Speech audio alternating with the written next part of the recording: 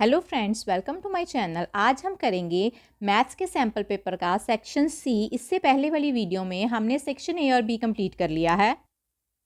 Section C में आपको 6 questions आएंगे और हर क्वेश्चन के आपको 3 मार्क्स मिलेंगे, राइट। आइए करते हैं स्टार्ट। 26 क्वेश्चन है, prove that root 5 is an irrational number. हमने रूट 5 को इर्रेशनल नंबर प्रूव करके बताना है। चैप्टर 1 का ये सबसे फेमस क्वेश्चन है, ठीक है। अब रूट 5 को इरेशनल प्रूव करने के लिए हम कंट्राडिक्शन का मेथड लगाएंगे। हम रूट 5 को पहले क्या मान लेंगे कि ये रैशनल नंबर है। जो रैशनल नंबर है उनको हम कैसे लिख सकते हैं, ए बाय बी की फॉर्म में। वहाँ पर बी नॉट इक्वल टू 0 होना चाहिए और ए एंड बी क्या होने चाहिए, को प्राइम। को प्राइम इज इम्पॉर्टेंट बिकॉज को प्राइम का मीनिंग क्या है कि ए एंड बी में आपस में कोई भी कॉमन फैक्टर नहीं है। मीन्स ऐसा कोई नंबर हमें नहीं मिलेगा जो ए एंड बी दोनों को डिवाइड कर देगा, राइट। और बाद में हम इसी बात पे कंट्राडिक्शन लाएंगे कि हमें एक नंबर ऐसा मिल गया जो ए एंड बी को डिवाइड कर रहा है। So this is the contradiction of the fact. So number is not rational, it is irrational number, right. जो बात हमने समझी थी वो मैंने यहाँ पर लिख दी है कि रूट 5 रैशनल नंबर है। उसको हम लिख सकते हैं ए बाय बी की फॉर्म में। ए एंड बी आर को प्राइम है और बी नॉट इक्वल टू 0 है। अब देखिए, so root 5 equals to A upon B, cross multiply कर लीजिए। सो इसको स्केयरिंग ऑन बोथ साइड, तो हमारे पास क्या आंसर आ जाएगा, 5b² इक्वल्स टू a²। अब देखिए 5b² इक्वल्स टू a² लिखा है, means b² equals to a² upon 5 लिख सकते हैं, है ना। ये रफ में कर रही हूँ मैं। मीन्स 5 डिवाइड कर रहा है a² को, लिख लेते हैं यहाँ 5 डिवाइड्स a²। अब हमने चैप्टर 1 में एक थ्योरम पढ़ी थी, वो उसका रिजल्ट क्या कहता था कि अगर p हमारे पास कोई प्राइम नंबर है और p डिवाइड्स करे a² को, then this implies p also divides a। अगर p प्राइम है, p किसी नंबर के स्केयर को डिवाइड कर रहा है तो p उस नंबर को भी डिवाइड करेगा। देखिए अब 5 प्राइम है, वो a² को डिवाइड कर रहा है। So this implies 5 also divides a।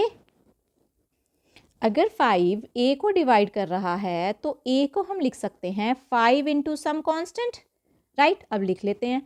So a equals to 5 into सी। अगर 5 a को डिवाइड कर रहा है तो 5 फैक्टर भी हो गया a का। सो 5 is a factor of a। अब देखिए a की वैल्यू आ गई हमारे पास 5c, तो a की वैल्यू हम यहाँ पर पुट कर सकते हैं। कर दीजिए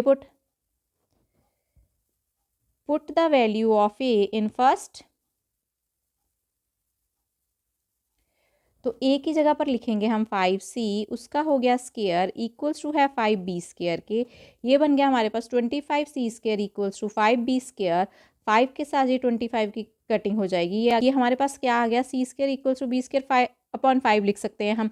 अब जो 5 है वो b² को डिवाइड कर रहा है, तो लिख लेते हैं फिर 5 डिवाइड्स b²। जिसने ऊपर a² के लिए किया था बिल्कुल वैसे ही अब b² के लिए चलेगा। अगर 5 b² को डिवाइड कर रहा है तो 5 डिवाइड्स b, तो 5 b को भी डिवाइड करेगा। अगर 5 डिवाइड करेगा b को तो 5 is a factor of b, right. अब देखिए हमने यहाँ पर बोल दिया कि जो 5 है वो फैक्टर हो गया b का, और ऊपर हमने बोल दिया कि 5 फैक्टर हो गया a का। मीन्स हमें एक कॉमन फैक्टर मिल गया जो a एंड b दोनों का है। So 5 is a common factor of A and B. But देखिए ऊपर हम मानकर चले थे ए एंड बी कौन से नंबर हैं, को प्राइम। सो को प्राइम नंबर्स का तो कोई कॉमन फैक्टर आ नहीं सकता। So this is the contradiction. अगर ये कंट्राडिक्शन है तो फिर रूट 5 रैशनल नहीं हो सकता। अगर रैशनल नहीं है तो फिर रूट 5 क्या हो गया, इररेशनल नंबर, राइट। अब इसको लिख लेंगे। Find the zeros of the quadratic polynomial 6x² minus 3 minus 7x and verify the relationship between the zeros and the coefficient। Okay, हमें एक quadratic polynomial दी है, इसकी हमने zeros फाइंड आउट करनी है, मीन्स रूट्स फाइंड आउट करने हैं। फिर हमने वेरीफाई करके बताना है रूट्स का और coefficient का रिलेशनशिप, राइट। अब आप देखिए क्वाड्रेटिक इक्वेशन क्या है, 6x² माइनस 3 माइनस 7x। पहले इसको अच्छे से लिख लेते हैं। क्वाड्रेटिक इक्वेशन कैसे लिखते हैं हम, ax² plus bx plus c, right. तो इसको हम लिख लेंगे 6x² माइनस 7x माइनस 3। अब आप देखिए हम इसको फैक्टराइजेशन से सॉल्व करेंगे। उसके लिए सबसे पहले हम एक बात देखेंगे कि x² का कॉफिशिएंट 1 है कि नहीं है। देखिए x² का कॉफिशिएंट जो है वो हमारे पास है 6, तो हम फैक्टर्स किसके बनाएंगे, जो भी एक्स स्क्वायर का कॉफिशिएंट होगा उसको कांस्टेंट से मल्टीप्लाई करेंगे। सो 6 इंटू 3 कितना हो गया 18, मीन्स हम 18 के फैक्टर्स बनाएंगे। कोई दो नंबर ऐसे ढूंढेंगे जिनको मल्टीप्लाई करके 18 आए और प्लस और माइनस से हमें 7 मिल जाए। देखिए अब कैसे आ सकता है, 9 2s the 18 and 9 minus 2 equals to 7। देखिए ये कंडीशन फुलफिल हो रही है।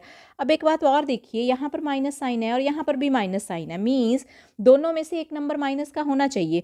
और अगर हमें यहाँ फर्स्ट पर माइनस का साइन चाहिए तो दैट मीन्स बड़े वाला नंबर कौन सा होना चाहिए, नेगेटिव, और छोटे वाला नंबर होना चाहिए पॉजिटिव। सो इसको हम स्प्लिट कर लेंगे, 6x² minus 9x plus 2x minus 3। So first two में से 3x कॉमन आ जाएगा, अंदर आ जाएगा 2x माइनस 3, यहाँ पर प्लस 1 कॉमन ले लेंगे, अंदर आ जाएगा 2x माइनस 3। अब ये ब्रैकेट कॉमन आ गई, 2x माइनस 3 अगर कॉमन आ गया तो फिर क्या रह गया 3x प्लस 1। अब हम इनको 0 के इक्वल करेंगे, 2x माइनस 3 को जब 0 के इक्वल किया और 3x प्लस 1 को भी 0 के इक्वल किया, x की वैल्यू आ गई 3.2, यहाँ से x की वैल्यू आ गई -1/3। अब आप देखिए आपके पास दो रूट्स आ गए हैं, राइट। एक को हम अल्फा मान लेते हैं और एक को बीटा मान लेते हैं। चैप्टर 2 में हमने पढ़ा था कि अगर ax² bx प्लस c कोई क्वाड्रेटिक इक्वेशन हो तो उसका सम फाइंड आउट कर सकते हैं -b/a, एंड प्रोडक्ट आएंगे रूट्स के c/a, मीन्स जो हम दो रूट्स निकालेंगे अगर हम उनका सम करें तो -b/a के इक्वल आएगा और प्रोडक्ट c/a के इक्वल आएगा, राइट। अब हम इसी चीज़ को वेरीफाई करेंगे। अब 6x² माइनस 7x माइनस 3 हमारे पास क्वाड्रेटिक इक्वेशन थी, उसका सम लिख लेंगे, दैट इक्वल्स टू -b/a। यहाँ से a b की वैल्यू कितनी आ रही है, a आ रहा है 6, b आ रहा है -7 एंड c आ रहा है -3। यहाँ पर पुट कर दीजिए, b की वैल्यू है -7, एक बाहर माइनस है, a की वैल्यू है 6, मीन्स 7/6 हमारे पास सम आ गया। अब हम इनका सम करके देख लेते हैं, alpha plus beta equals to 3/2 minus 1/3, 3 2 LCM ले ले 6 आ गया, 3 3 is 9 -2 that equals to 7/6। Verify हो गया हमारे पास सम। ऐसे ही हम प्रोडक्ट को वेरीफाई करेंगे। So product equals to c/a, c की वैल्यू है -3, a की वैल्यू है 6। सो हमारे पास आंसर आ गया -1/2। आइए करते हैं प्रोडक्ट अब रूट्स का, रूट 3/2 और -1/3। So alpha into beta 3/2 into -1/3, 3 से 3 cancel out that equals to -1/2। देखिए अब प्रोडक्ट भी वेरीफाई हो गया। सो यही हमने वेरीफाई करके बताना था। क्वाड्रेटिक इक्वेशन में ऐसे सम एंड प्रोडक्ट ऑलवेज वेरीफाई होंगे। अगर आपका पेपर में सम और प्रोडक्ट वेरीफाई नहीं हो रहा तो आप एक बार अपने रूट्स जरूर चेक कर लेना। अब देखिए नेक्स्ट क्वेश्चन है 28th। A shopkeeper gives books on rent for reading. She takes a fixed charge for the first 2 days and an additional charge for each day thereafter. Latika paid ₹22 for a book kept for 6 days, while Anand paid ₹16 for the book kept for 4 days. Find the fixed charge and the charge for the each extra day. देखिए एक shopkeeper है, वो कहता books देती है rent पे और वो दो तरह के चार्ज लेती है, एक लेती है वो फिक्स्ड और एक लेती है वो पर डे के हिसाब से, राइट। जो फिक्स चार्ज है वो 2 डेज़ के लिए लेती है और पर डे के लिए फिर चार्ज बढ़ाती जाती है, दो तरह के चार्जेस हैं। लतिका कहता 22 रुपीज़ पे करती है, लतिका जो है वो 22 रुपीज़ पे करती है और कितने दिन रखती है बुक, 6 डेज़ के लिए। सो 6 डेज़ के लिए वो 22 रुपीज़ को पे करती है, ओके। नेक्स्ट है आनंद, जो आनंद है वो 16 रुपीज़ पे करता है फॉर 4 डेज़, मीन्स वो 4 डेज़ के लिए 16 रुपीज़ पे करता है। अब आप देखिए इसमें दो तरह के चार्ज लगेंगे, एक तो फिक्स्ड डे चार्ज और दूसरा पर डे चार्ज। हम फिक्स्ड डे चार्ज को मान लेते हैं x और पर डे चार्ज को मान लेते हैं y। अब 6 को हम कैसे लिख सकते हैं 2 + 4, बिकॉज जो फिक्स चार्ज है वो 2 डेज़ के लिए लगेगा, मीन्स तो यहाँ पर इक्वेशन क्या बन जाएगी, x + 4y = 22। अब आप देखिए 4 डेज़, 4 डेज़ मीन्स इसको लिख सकते हैं 2 + 2, 2 डेज़ के लिए फिक्स चार्ज मीन्स x और 2 डेज़ के लिए पर डे चार्ज लगेगा मीन्स y, 2y = 16। सो देखिए हमने इसको स्प्लिट कर लिया था 6 डेज़ को 2 + 4 में और 4 को भी 2 + 2 में। अब 2 डेज़ के लिए तो x चार्ज लगेगा और 4 डेज़ के लिए पर डे का चार्ज है y, तो 4y चार्ज लगेगा। हम लेट कर लेते हैं, let the fixed charge be x and additional charge BY per day, right? अब फॉर लतिका इक्वेशन क्या बनेगी हमारे पास, x + 4y = 22 and for Anand equation क्या बनेगी, x + 2y = 16। अब इन दोनों इक्वेशंस को आप सॉल्व कर सकते हैं, सब्स्टिट्यूशन मेथड लगा सकते हैं और एलिमिनेशन मेथड लगा सकते हैं। इसको 1 मान लेते हैं और इसको 2 मान लेते हैं। जब हम सब्ट्रैक्ट कर देंगे, सब्ट्रैक्ट 2 फ्रॉम 1, 1 में से हम 2 को सब्ट्रैक्ट कर देंगे। देखिए x + 4y = है 22, x + 2y = है 16। जब हम माइनस करेंगे तो ये सारे साइन माइनस के आ जाएंगे, ये कट जाएगा। 4 - 2 कितना हो गया, 2y। 22 - 16 कितना हो गया, 6। तो y की वैल्यू हमारे पास कितनी आ गई, 3, राइट। सो जब हम सब्ट्रैक्ट करेंगे तो हमारे पास क्या रह जाएगा, 2y = 6, y = 6/2 दैट = 3। अब जो y की वैल्यू है वो इक्वेशन 1 और 2 किसी में भी फिल कर लें, वहाँ से आपको x की वैल्यू मिल जाएगी। हम फर्स्ट में पुट कर लेते हैं, x + 4y = 22। सो x आ गया हमारे पास 10।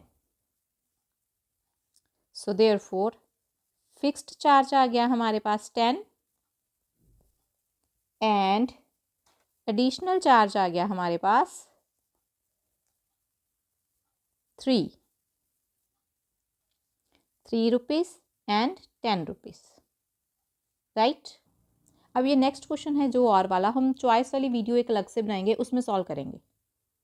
अब नेक्स्ट क्वेश्चन है, in the figure P Q is a cord of a length 8 centimetre. P Q है एक कॉर्ड जिसकी लेंथ दे दी है 8 centimetre, of a circle of radius 5 centimetre. Circle की रेडियस है 5 centimetre. The tangents at P and Q intersect at a point T. जो tangents हैं P और Q पर वो इंटरसेक्ट कर रही हैं टी पॉइंट पर। Find the length of T P. हमने टी पी की लेंथ फाइंड आउट करनी है, मीन्स हमने ये लेंथ फाइंड आउट करके बतानी है, राइट। अब इस क्वेश्चन को करने के 2 मेथड हैं, एक में पाइथागोरस थ्योरम लगेंगी और एक है सिमिलरिटी से। मैं दोनों आपको बता दूंगी, आप देख लेना आपने किससे सॉल्व करना है। अब देखिए पी क्यू की लेंथ थी हमारे पास 8 सेंटीमीटर। ओ टी जो है वो परपेंडिकुलर है पी क्यू पर। अब हमें पता है कि जब भी हम सेंटर से कोई परपेंडिकुलर ड्रॉन करते हैं कॉर्ड पर, देखिए ये कॉर्ड पर भी है ना, जो ओ आर है वो परपेंडिकुलर है पी क्यू पर, और ओ आर ही हम एक्सटेंड करके टी तक लेके जा रहे हैं। देखिए जब हम सेंटर से किसी भी कॉर्ड पर परपेंडिकुलर ड्रॉ करते हैं तो वो कॉर्ड को बाइसेक्ट करता है, दो इक्वल पार्ट्स में डिवाइड करता है। सो हमारे पास पी आर की वैल्यू आ गई 4 सेंटीमीटर। यहाँ हम लिख लेंगे 4 सेंटीमीटर। ये हमारे पास दिया था रेडियस 5 सेंटीमीटर, हमने ये ढूंढना है। देखिए ये 90 डिग्री है तो यहाँ पर पाइथागोरस लग जाएगी, इसको हम एच मान लेंगे, इसको पी और इसको बी, राइट। पाइथागोरस लगाने के बाद हमारे पास यहाँ पे आंसर रिजल्ट आ जाएगा 3 centimetre. So by Pythagoras R O की वैल्यू हमारे पास आ गई 3 सेंटीमीटर, राइट। अब हमने क्या करना है, एक ये ट्रायंगल लेनी है और एक ये ट्रायंगल लेनी है पी टी ओ, राइट। अब इन दोनों ट्रायंगल्स को हम ए सिमिलैरिटी से सिमिलर प्रूव करेंगे। उसके बाद कॉरस्पॉन्डिंग साइड की रेशियो सेम होती है और वहाँ से हम पी टी की वैल्यू निकालेंगे, राइट।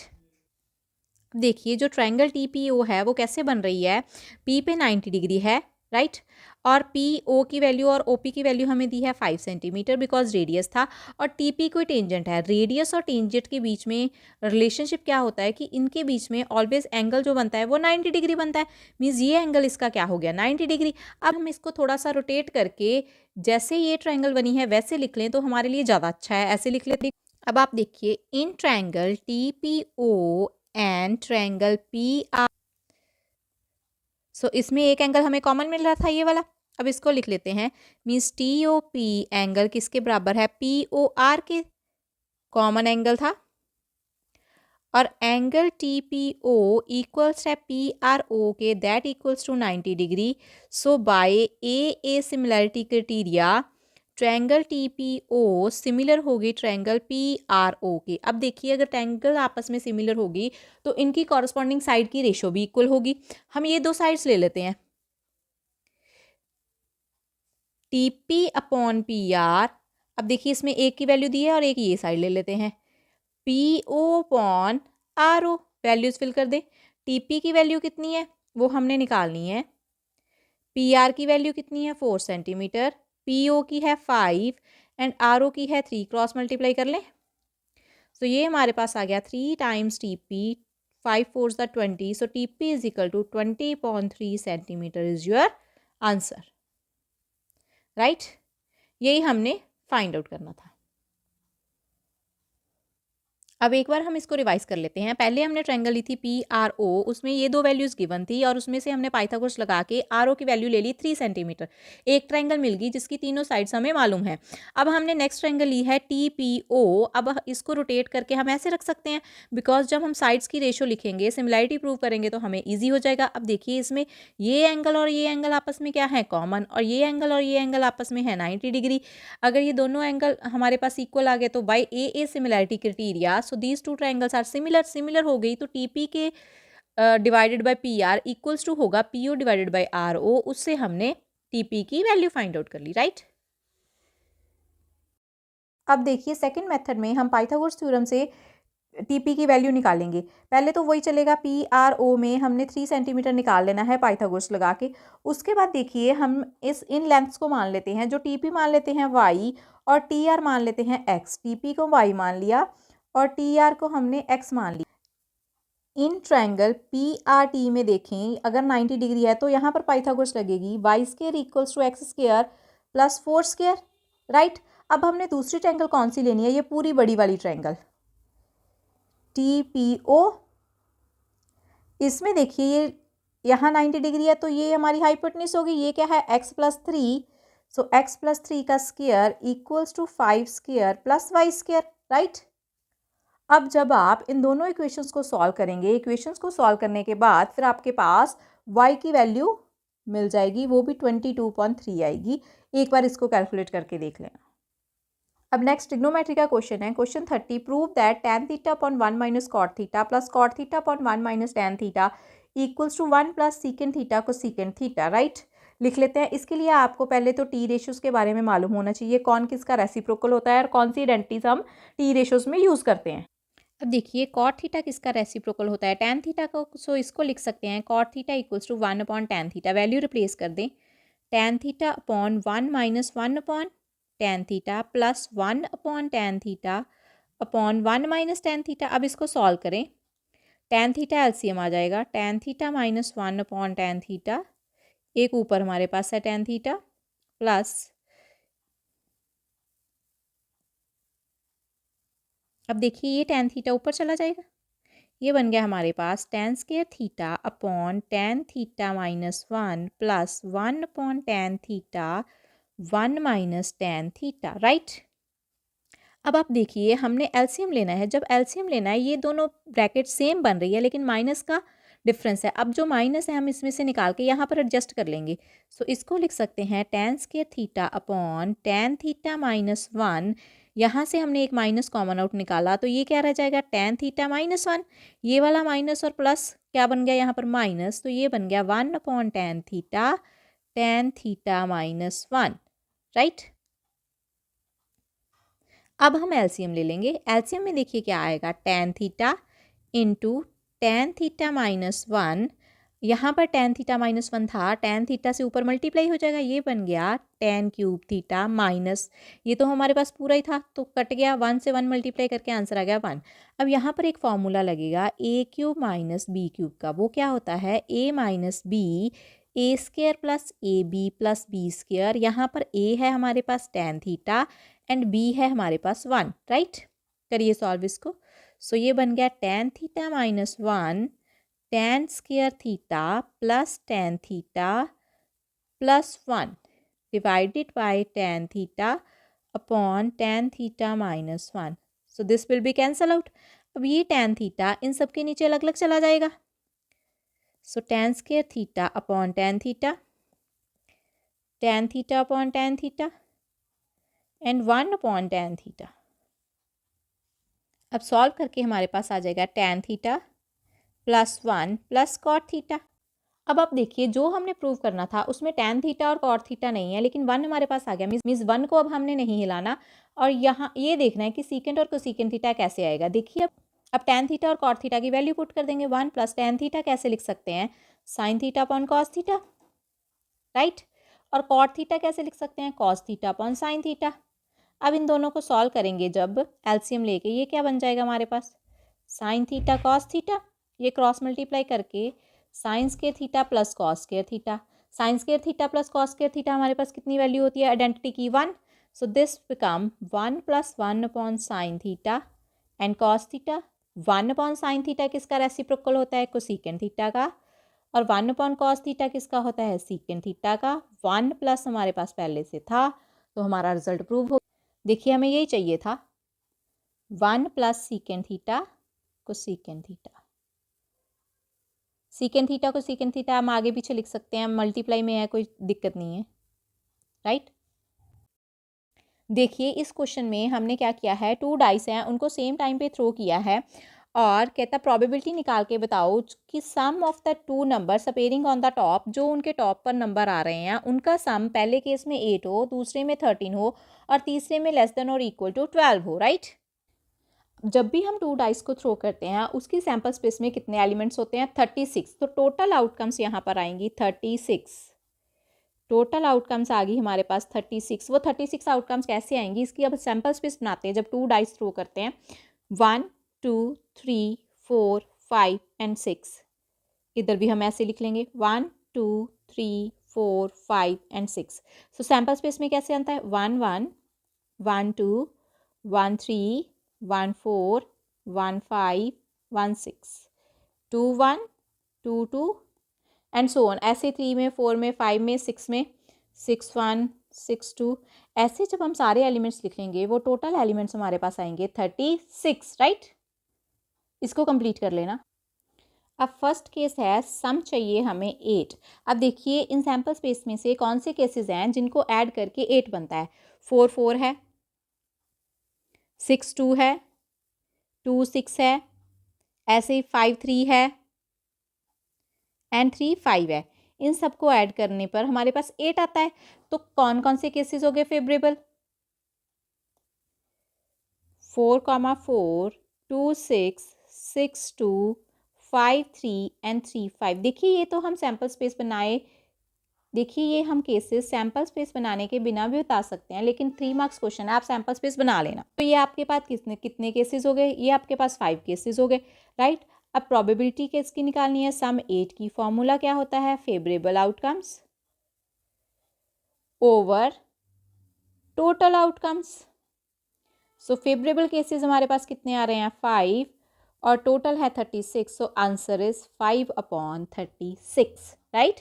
अब सेकंड देखिए, सेकंड हमने प्रोबेबिलिटी निकालनी है 13 की, सम कितना मिले हमें 13। अब देखिए कोई भी नंबर 2 उठा लीजिए आप सैम्पल स्पेस में से, किसी का सम भी 13 नहीं बन रहा, क्योंकि मैक्सिमम सम तो हमारे पास कितना बनेगा, 12 भी बनेगा। देखिए 6 + 6 12, इसके अलावा 6 से बड़े नंबर तो है ही नहीं, सबसे बड़ा 6 है और दोनों को जब ऐड करेंगे तो 6 6 12 बनेगा।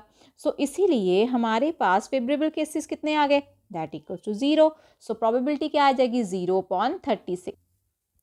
सो प्रोबेबिलिटी आ गई 0 अपॉन 36 किसकी, सम 13 की, राइट, दैट इक्वल्स टू 0।